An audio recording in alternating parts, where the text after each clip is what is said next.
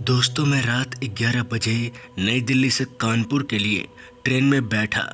आरामदायक और शांतिपूर्ण यात्रा की उम्मीद में मैंने फर्स्ट एसी कोच का टिकट बुक किया था। मुझे ये जानकर आश्चर्य हुआ कि मेरे कोच में मैं अकेला यात्री था। बाकी सीटें खाली थी। मुझे लगा कि ये तो बहुत अजीब है, लेकिन मैंने इसे नज़रअंदाज कर दिया और अपनी बर्थ पर बैठ गया। कुछ समय बाद मैंने सोने की कोशिश की, लेकिन मैं सो नहीं सका। मुझे बेचैनी बहुत महसूस हुई। मैंने कोच के बाहर कुछ आवाज़ें सुनी, जैसे फुसफुसाहट। मैं उठा और खिड़की से बाहर देखा, लेकिन मुझे कुछ दिखाई नहीं दिया। मुझे आश्चर्य हुआ कि यह सिर्फ मेरी कल्पना थी या नहीं। फिर मैंने वॉशरूम जाकर अपने चेहरे पर थोड़ा पानी छिड़कने का फैसला किया। मैं खाली सीटों के पास से गुजरते हुए गैलरी से होते हुए चला गया। जैसे ही मैं कोच के अंत तक पहुंचा, मुझे एक दरवाज़ा दिखाई दिया जो दूसरे कोच को जोड़ता था। इसे जंजीर और ताले से बंद कर दिया गया था। दरवाजे पर एक तख्ती लगी थी जिस पर लिखा था, प्रवेश ना करें, कोच रखरखाव के अधीन है। मुझे उत्सुकता महसूस हुई। मैंने दरवाजे पर लगी कांच की खिड़की से झांकने की कोशिश की। तभी मैंने जो देखा उससे मैं भयभीत हो गया। मुझे अपनी आंखों पर विश्वास नहीं हुआ कि मैंने ये क्या देख लिया। दरअसल मैंने देखा कि अंदर एक महिला खड़ी थी।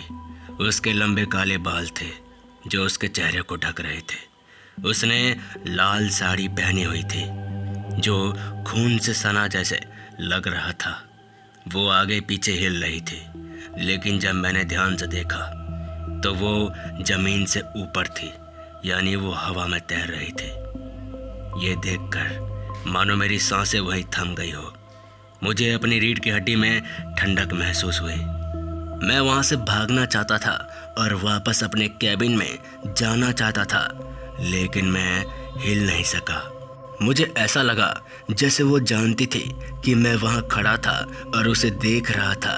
उसने अचानक हिलना बंद कर दिया और धीरे से अपना सर मेरी ओर कर लिया। उसने अपने बाल उठाए और अपना चेहरा दिखाया। फिर वो भयानक दृश्य देखकर मेरे रोंगटे खड़े हो गए। मुझे अपनी आंखों पर विश्वास नहीं हो रहा था। दरअसल उसके दोनों आंखें बहुत ज़्यादा लाल थी।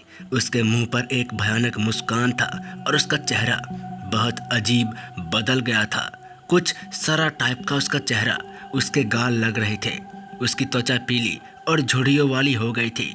वो एक ऐसी लाश की तरह लग रही थी जो काफ़ी सालों से सड़ गई हो।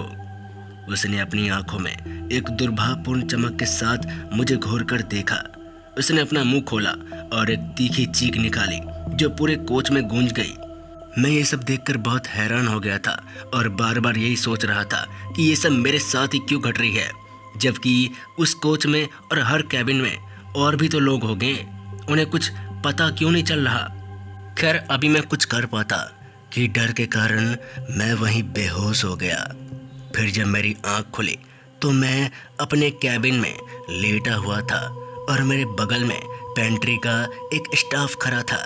उसने मुझे सारी बातें बताई कि आप वहाँ लेटे थे, फिर मैंने आपको आपके कैबिन तक पहुँचाया। खैर, उस रात को तो मैं नहीं भूल सकता, क्योंकि मेरे साथ बहुत ही खौफनाक हुआ था। और हाँ, मेरे बगल में टीटी भी था जिसने मेरी मदद की पेंट्री स्टाफ की सहायता से। तो दोस्तों, उस रात तो पेंट्री स्टाफ और टीटी ने मुझे बचा लिया, नहीं तो पता नहीं वो खौफनाक चेहरा, वो महिला पता नहीं मेरे साथ क्या करती। और ये दिल्ली से कानपुर तक की यात्रा मेरे दिमाग में हमेशा के लिए छप गई और मेरे अंदर डर को छोड़कर चली गई। मैं उस रात जैसे ही घर पहुंचा तो मैं बीमार हो गया।